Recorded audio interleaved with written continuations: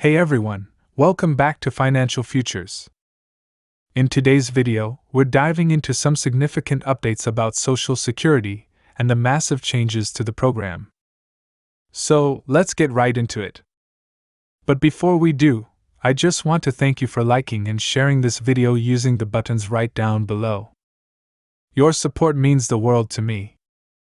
Also, if you're new here or if you haven't subscribed yet, make sure to hit that subscribe button right down below. We've got to stick together through these weird times, and I'm here for you every single day. Alright, now let's talk about what's happening with Social Security. I've been seeing a lot of chatter out there, especially with the upcoming elections. Ads are everywhere, making big claims. So, let's clear things up. First off, let's have a quick trivia question. Can the president single-handedly change Social Security? Think about it. I'll give you a second to answer. The answer is no. The president cannot change Social Security on their own. Social Security changes require legislation, which means it has to go through Congress. Here's what really happens: any claims that the president is going to make sweeping changes to Social Security? They can say it, but it's not entirely accurate. The president can influence lawmakers, but they can't make changes alone. What should be said is, I will advise lawmakers to make these changes. The real power lies with lawmakers, the House of Representatives and the Senate. They draft the legislation, they debate it, and they pass it. The president's role is to sign the bill into law. Think of it like a big corporation. The president is like the CEO, while the lawmakers are the managers and employees who do the groundwork. The CEO can suggest and guide, but the managers and employees are the ones who get the work done. So whenever you hear someone say the president will do this or that to Social Security, remember, it's the lawmakers we need to watch. They are the ones making the decisions. I recently realized how much confusion there is around this topic. For instance, a president can't sign an executive order to change Social Security. It must go through Congress. If there's one thing beneficiaries should be more concerned about, it's inflation.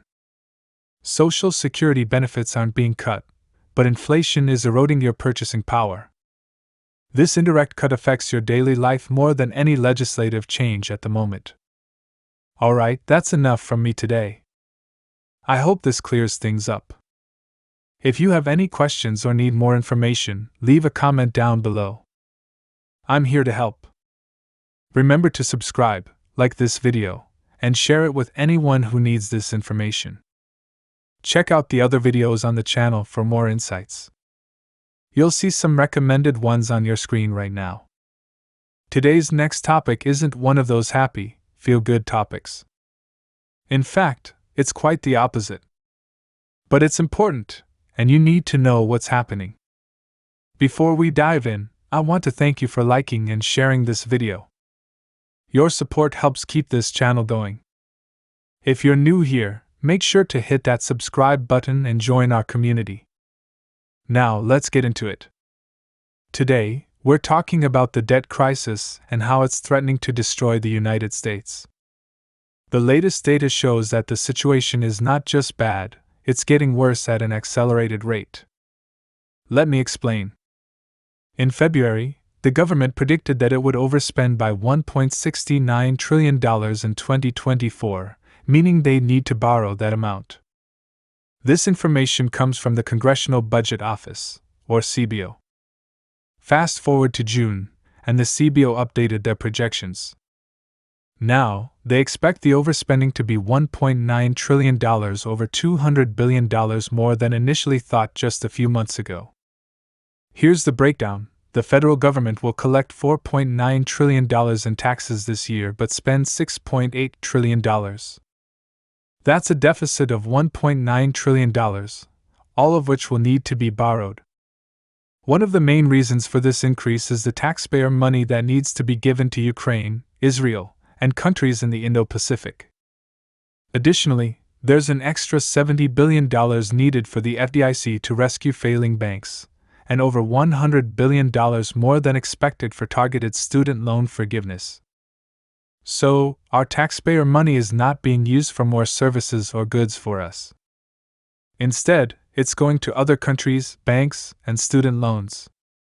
And that's frustrating, but it's not the worst part. The bigger issue is that our government is driving the country deeper into national debt. As of today, the federal government is over $34 trillion in debt. This debt is owed to other countries, institutions, and investors. And we're paying interest on this massive amount of borrowed money. This year alone, the U.S. government will spend more on interest payments than on national defense, $892 billion on interest versus $849 billion on defense. Next year, the government will spend more on interest than on Medicare. Think about it like a person with credit card debt. As the debt grows, the interest payments get bigger and harder to manage. Eventually, they can't keep up with the payments. That's where our government is headed. For the past 20 years, the federal government has been overspending. Last year, we had a $1.7 trillion deficit, and this year it's expected to rise to $1.9 trillion. In the past 70 years, the government has had a deficit in 61 of those years. It doesn't matter if you're a Republican or a Democrat, both parties have contributed to this crisis. George Bush created a record deficit, Obama outdid Bush, Trump outdid Obama, and now Biden is on track to outdo Trump. The Committee for a Responsible Federal Budget highlighted that in the past 8 months, we've spent more on interest payments on the debt than on national defense. This should be the number one domestic issue in the presidential campaign. It's time for leadership to step up and fix our debt problem. The CBO estimates that over the next 10 years, the government will accumulate an additional $22 trillion in debt, bringing the total to over $50 trillion. I believe we'll end up even deeper in debt than that. Next year, the majority of the Trump tax cuts from 2017 will expire. If they are renewed, which is likely, the deficits will be even larger than what the CBO is predicting. Some might argue that the Federal Reserve can just print more money. While technically true, this would spike inflation, making the situation worse. Printing money doesn't distribute it evenly. The wealthy and connected get the lion's share, while the average person gets crumbs. Inflation increases wealth inequality, leading to civil unrest. Printing money also risks the dollar losing its reserve currency status, driving inflation even higher. The situation is getting worse. The government's projections are wrong, and their 10-year outlook is overly optimistic. It's time for us to face the truth and prepare ourselves. Please subscribe to Financial Futures, and let's plan together on how to navigate these turbulent times. Thank you for your support, and take care.